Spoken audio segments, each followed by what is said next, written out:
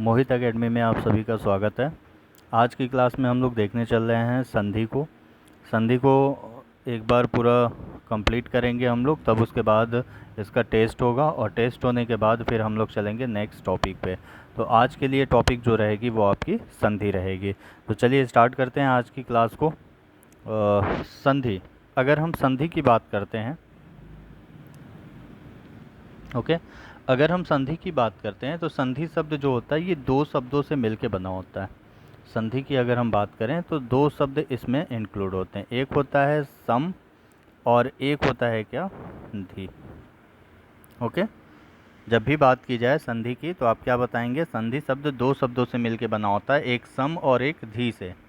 और इसका अगर कोई शाब्दिक अर्थ पूछे आपसे तो शाब्दिक अर्थ में आपको क्या बताना है संधि का शाब्दिक अर्थ या तो जोड़ होता है, या तो मेल होता है, या तो मिलन होता है, या फिर समझौता होता है।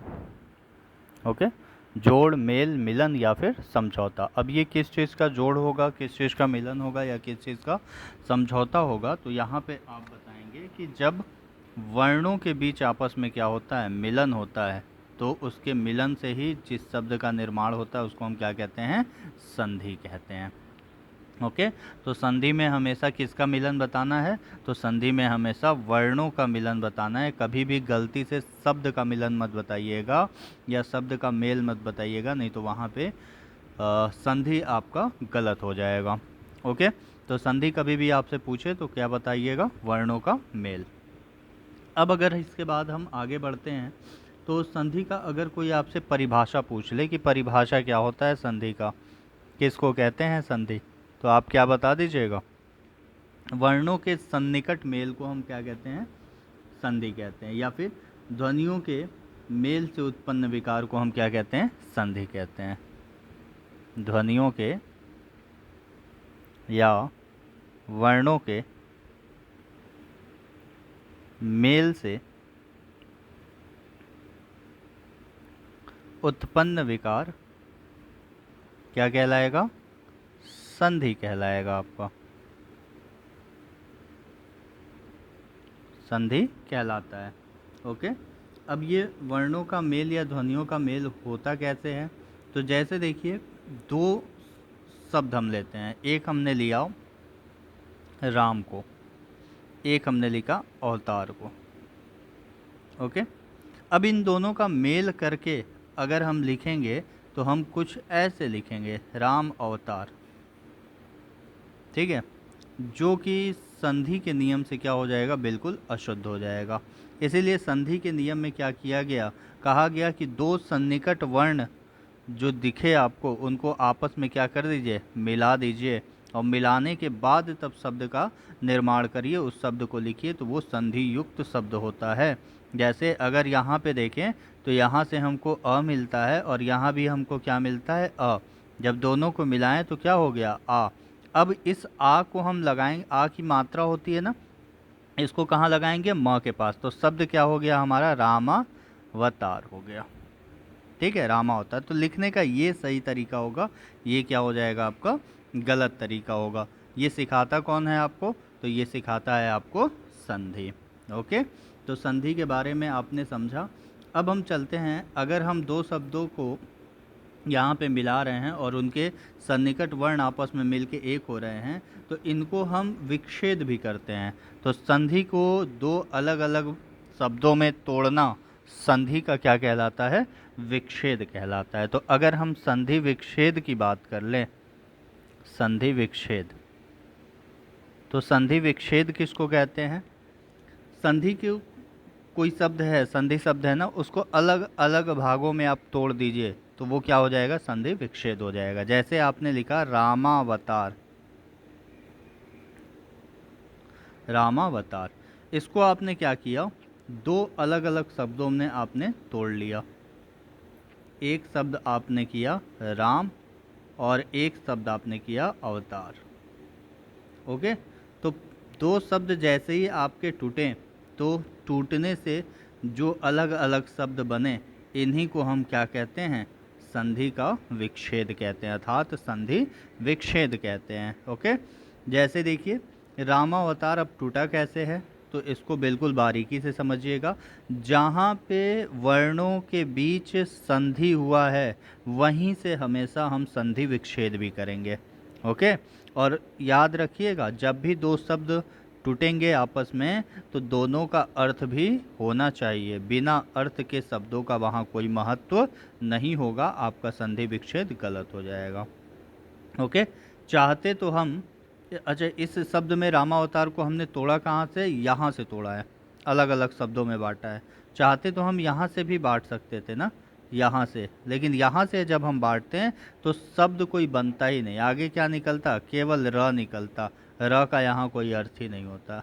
ठीक है, तो इसलिए हमने क्या किया, रा म से क्या निकला है, अ निकला है।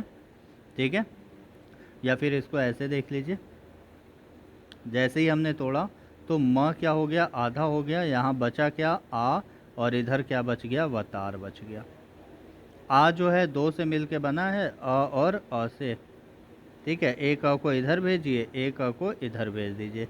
इधर शब्द क्या हो गया आपका, राम हो गया, और इधर शब्द क्या हो गया, अवतार हो गया। ओके, तो राम और अवतार मिलके क्या शब्द बना देंगे आपके, रामावतार। तो ये होता है संधि विच्छेद। कोई भी पद है, अगर आपका लिखा है गणेश, लिखा है मान लीजिए गणेश, ठीक है ना, संधि कहाँ हुआ है, इस मात्रा में संधि हुआ है, एक ही मात्रा में। वर्णमाला जब हम आपको पढ़ाए थे तो याद करिए, हमने बताया था कि अ का मेल जब ई से कराते हैं तो क्या बनता है, ए बनता है। अ का मेल जब हम ई से कराते हैं तो क्या बनेगा, ए बनता है, और ए की क्या होती है, मात्रा होती है। वही ए यहाँ पे बना है। जैसे ही यहाँ से इसको ब्रेक करेंगे तो एक हमको मिलता है गण, एक मिलता है ए की मात्रा, और एक क्या मिलता है, श। ए की मात्रा दो लोगों से मिलके बना है, अ और ई से। अभी आपने बताया, अ को इधर भेज दीजिए तो ये शब्द हो गया गण, गण मतलब प्रमुख या मुख्य। ई को इधर भेजेंगे तो शब्द क्या हो जाएगा, ईश हो जाएगा। अब यही ध्यान रखना है, ईश कभी ह्रस्व ई के साथ नहीं लिखा जाता है, हमेशा क्या होता है, दीर्घ ई होता है। तो इसका सही संधि विच्छेद क्या होगा, गण प्लस ईश बराबर गणेश हो जाएगा। ओके, तो ये था आपका संधि विच्छेद करने का तरीका। अब अगर हम आगे बढ़ते हैं तो अगला जो पॉइंट आएगा हमारा, वो आएगा संधि के भेद या संधि के प्रकार कितने होते हैं। संधि के भेद की बात कर लें। संधि के भेद की अगर हम बात करें तो संधि के टोटल कितने भेद होते हैं, 3 भेद होते हैं। कितने भेद होंगे, 3 भेद। कौन कौन से 3 भेद होंगे, तो एक को हम कहते हैं स्वर संधि। एक क्या है आपका, स्वर संधि है। एक क्या है, व्यंजन संधि है। और एक क्या है आपका, विसर्ग संधि है। ओके, स्वर संधि, व्यंजन संधि और विसर्ग संधि। अब अगर हम बात करते हैं इन तीनों के बारे में तो देखिए, कभी भी स्वर संधि की बात होगी ना तो यहाँ पे हमेशा क्या होगा, स्वर का मेल स्वर से होगा। ठीक है, तो स्वर का मेल जब भी स्वर से होगा तो क्या बनेगा, स्वर संधि बनेगा। व्यंजन की बात करें तो यहाँ पे स्वर का मेल, सॉरी यहाँ पे व्यंजन का मेल, स्टार्टिंग में क्या रहेगा आपका, व्यंजन रहेगा। तो यहाँ पे व्यंजन का मेल या तो स्वर से हो जाए और या तो किससे हो जाए, व्यंजन से हो जाए। दोनों ही केस में जो संधि बनेगी वो व्यंजन संधि बनेगी। और अगर हम बात करें विसर्ग का मेल, या तो स्वर से हो जाए या तो व्यंजन से हो जाए, तो इस केस में भी जो संधि बनेगी वो कौन सी बनेगी, व्यंजन, वो विसर्ग संधि बनेगी। ओके, तो 3 तरह की संधियाँ आपने देखा, एक स्वर संधि, एक व्यंजन संधि और एक विसर्ग संधि। स्वर का मेल जब स्वर से होगा तो स्वर संधि, व्यंजन का मेल स्वर या व्यंजन से होगा तो व्यंजन संधि, और विसर्ग का मेल स्वर या व्यंजन से होगा तो कौन सी संधि, विसर्ग संधि बनेगी। ओके, अब देखिए अगर हम एक एक करके सबके ऊपर चर्चा करें, ठीक है, तो काफ़ी विस्तार में इनके ऊपर चर्चा हो सकता है और हम लोग करेंगे भी। ठीक है, लेकिन उसके लिए आपको पेशेंस बना के, आपको धैर्य रख कर ये पूरा वीडियो लास्ट तक देखना पड़ेगा। कंफर्म बता रहे हैं आपको कि संधि में फिर आगे चल के कोई भी दिक्कत आपको आने वाली नहीं है। ठीक है, बहुत ज़्यादा भयभीत रहते हैं आप लोग संधि को लेके कि बड़ा डरा रहा है संधि, लेकिन अगर संधि को आपने एक बार अच्छे से पढ़ लिया तो विश्वास रखिए संधि कभी आपको एग्ज़ाम में डराएगी नहीं, बल्कि आप संधि के पुर्जे पुर्जे अलग करके उसको जोड़ भी सकते हैं और उसको तोड़ भी सकते हैं। ठीक है, अब देखिए सबसे पहला हम लोग पार्ट पढ़ने चल रहे हैं जिसका नाम होगा क्या, स्वर संधि।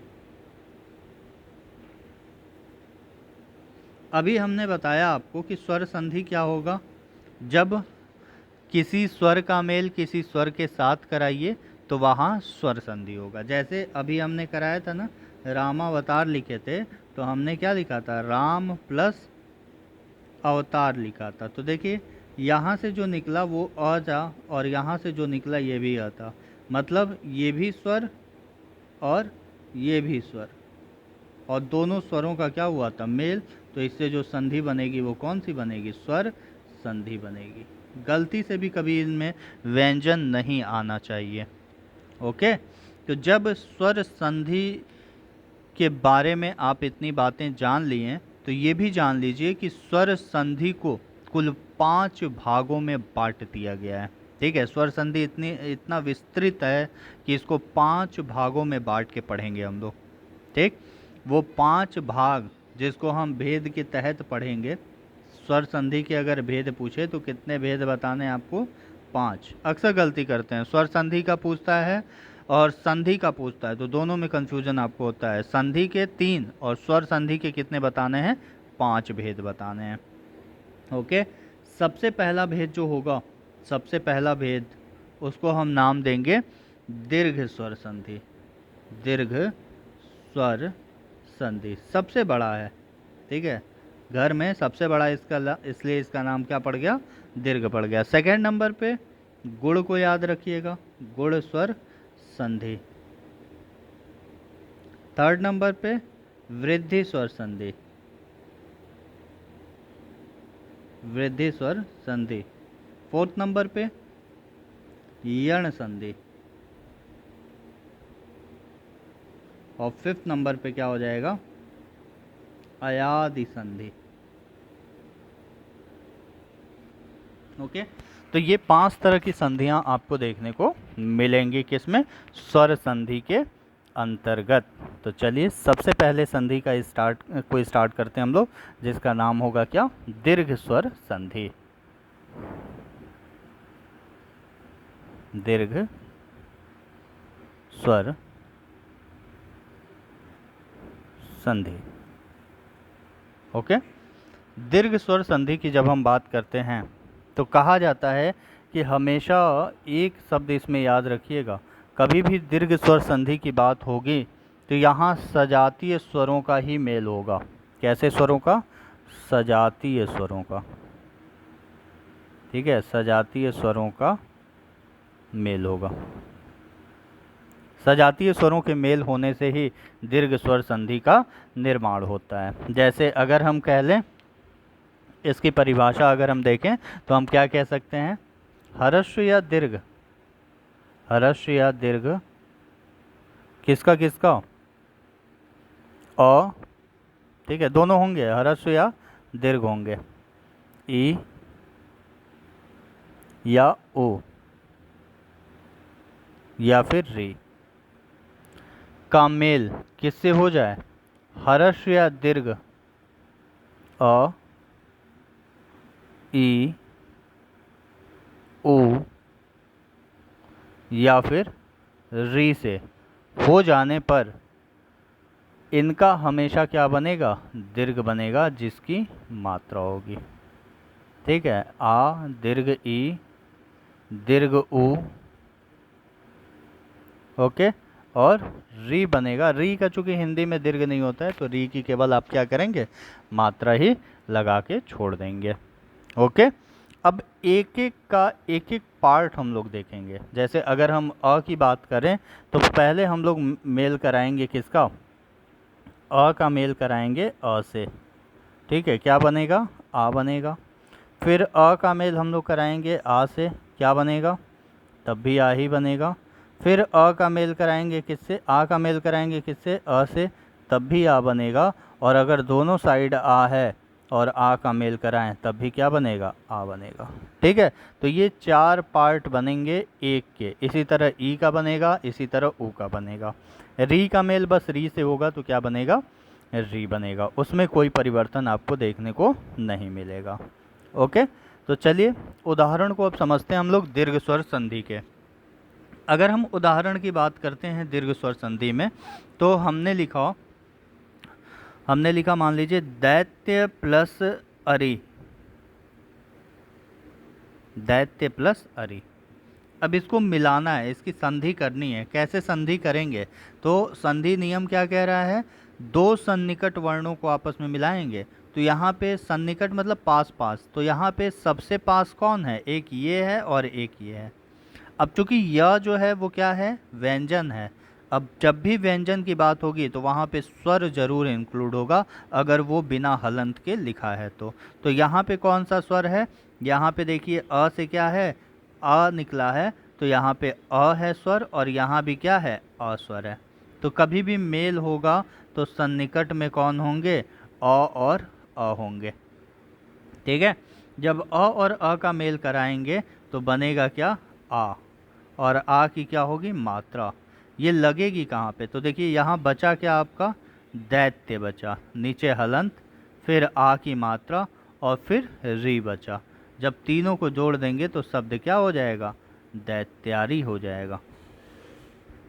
देख रहा है, दैत्यारी हो जाएगा। क्लियर, तो ऐसे करके हम संधि बनाते हैं। ये हो गया आपका संधि शब्द, और ये हो गया संधि विच्छेद। अब एक बनाइए, एक को तोड़िए। अगर हमने लिखा कल्पांत, कल्पांत, कैसे इसको ब्रेक करेंगे, तो जहाँ पे आ की मात्रा है वहीं से इसको क्या करेंगे, ब्रेक करेंगे।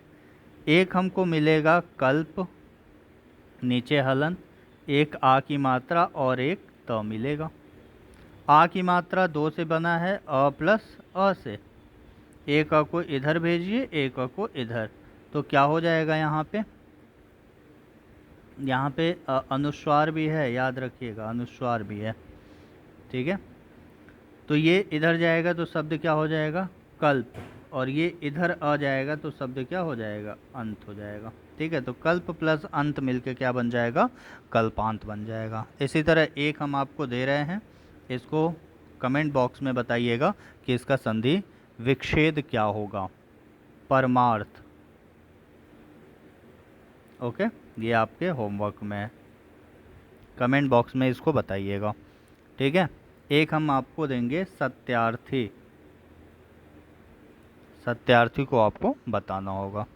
ओके, तो ये वाला कौन सा नियम था, ये नियम नंबर पहला था, जब हम अ को मिला रहे हैं किससे, अ से। ठीक है, अब नियम नंबर दूसरा देखिए, अब हम मिलाएंगे किसको, अ को मिलाएंगे आ से। ठीक है, तब भी क्या बनेगा, आ ही बनेगा। जैसे अगर हमने कहा सत्य प्लस आग्रह, सत्य प्लस आग्रह, अब देखिए यहाँ सत्य में क्या है, अ, और आग्रह में क्या है, आ। जब दोनों मिलाएंगे तो क्या बनेगा, आ, और आ की क्या होगी, मात्रा। यहाँ बचा क्या है, तो यहाँ बचा है कुछ ऐसा, यह, फिर आ की मात्रा और फिर ग्रह। जब तीनों को मिला देंगे तो शब्द हमारा बन जाएगा क्या, सत्याग्रह। ओके, अगला अगर हम देखें तो हमने लिखा परमानंद, परमानंद। ओके, अब हम परमानंद को तोड़ने चल रहे हैं, जहाँ पे आ की मात्रा है वहीं से तोड़ दीजिए। तो एक शब्द हमको मिलेगा परम प्लस आ की मात्रा प्लस नंद मिल जाएगा। आ की मात्रा दो लोगों से मिलके बनता है, अ और अ से। एक अ को इधर भेज दीजिए तो शब्द क्या हो जाएगा, परम, और एक अ को इधर भेज दीजिए तो क्या हो जाएगा, आनंद। अब ये बताइए शब्द आनंद सही है कि आनंद सही है, तो जाहिर सी बात है आनंद सही है, तो यहाँ पे बस आपको क्या करना है, आ कर लेना है। तो परम प्लस आनंद मिलके क्या बन जाएगा, परमानंद बन जाएगा। ओके, इसका होमवर्क नोट करिए। इसमें है आपका देवालय, इसका संधि विच्छेद करना है। और एक का करना है आपको कुशासन। कुशासन, ओके। ये दो का आपको संधि विच्छेद करना है, ठीक है। इसके बाद चलते हैं नेक्स्ट पे, और नेक्स्ट हमारा आएगा क्या, नेक्स्ट हमारा आएगा आ का मेल अ के साथ। तो जब हम आ का मेल अ के साथ करेंगे तो हमारा क्या बनेगा, तब भी आ ही बनेगा। और कैसे बनेगा, देखिए जैसे हमने लिखा कदा धन अपि, कदा धन अपि। अब देखिए इधर क्या है, आ है, और यहाँ क्या है, अ है। जब दोनों को जोड़ेंगे तो क्या बनेगा, आ और आ की क्या होती है, मात्रा। इधर शब्द क्या बचा, कद प्लस आ की मात्रा और फिर पी। जब तीनों को जोड़ देंगे तो शब्द हमारा क्या हो जाएगा, कदापि। क्लियर। अब अगर देखें एक और उदाहरण हमने लिखा, विद्यार्थी मान लीजिए ले लें, बचपन से ही ये आपका प्रिय है, ठीक है। विद्यार्थी, जहाँ आ की मात्रा है वहीं से तोड़िए, एक शब्द हमको मिलेगा विद्य, नीचे हलंत, एक आ की मात्रा और एक मिलेगा रथी, ठीक है ना। अब ये द ऐसे भी लिख सकते थे, द और ये य, ठीक है। इसको भी क्या पढ़ेंगे हम, द ही पढ़ेंगे। क्लियर। अब अगर हम यहाँ पे देखें तो जब तीनों को मिलाएंगे तो हमारा शब्द बन के क्या तैयार होगा, विद्यार्थी तैयार हो जाएगा, ठीक है। तो विद्या प्लस अर्थी मिलके विद्यार्थी हो गया। इसका होमवर्क नोट करिए, इसमें है वर्षांत, ओके, और एक लिखेगा परीक्षार्थी, परीक्षार्थी। इन दोनों को तोड़ना है आपको, ठीक है। नेक्स्ट और लास्ट अगर हम देखें तो आ का मेल किससे होगा, आ का मेल आ से होगा। तो जब आ का मेल आ से होगा तो बनेगा भी क्या, आ ही बनेगा। जैसे अगर हम लें शब्द महात्मा, महात्मा, कहाँ से तोड़ेंगे, जहाँ आ है वहीं से तोड़िए। तो एक हो गया मह, एक हो गया आ, और एक हो गया क्या, तमा। अब आ दो लोगों से मिलके बना है, अ और अ से, इतना तो पता है ना। अभी इसमें चेंज होगा, देखिए अ को जब इधर भेजेंगे तो शब्द क्या हो जाएगा, मह। मह शब्द नहीं होता है, महा होता है, तो यहाँ आ करिए। और अ को इधर भेजेंगे तो क्या हो जाएगा, आत्मा हो जाएगा। तो इसलिए आत्मा तो होता नहीं है, क्या होता है, आत्मा। तो यहाँ भी आ, तो आ का मेल किससे हो गया, आ से हो गया, बन गया संधि, ठीक है। इसका होमवर्क नोट करिएगा, इसमें लिखिएगा सानंद, सानंद, आत्मा लाभ, आत्मा लाभ, ओके। तो उम्मीद करते हैं कि ये वीडियो आपको अच्छी लगी होगी। अभी हमने केवल अ के नियम को पढ़ा है, ठीक है। अभी सारे होमवर्क करके आप कमेंट कर लेंगे तो उसके बाद फिर हम ई को पढ़ेंगे। देख लें थोड़ा सा हम कितना रुचि आप ले रहे हैं पढ़ने में, उस हिसाब से फिर हम आगे और आपको अच्छे से पढ़ाएंगे, ठीक है।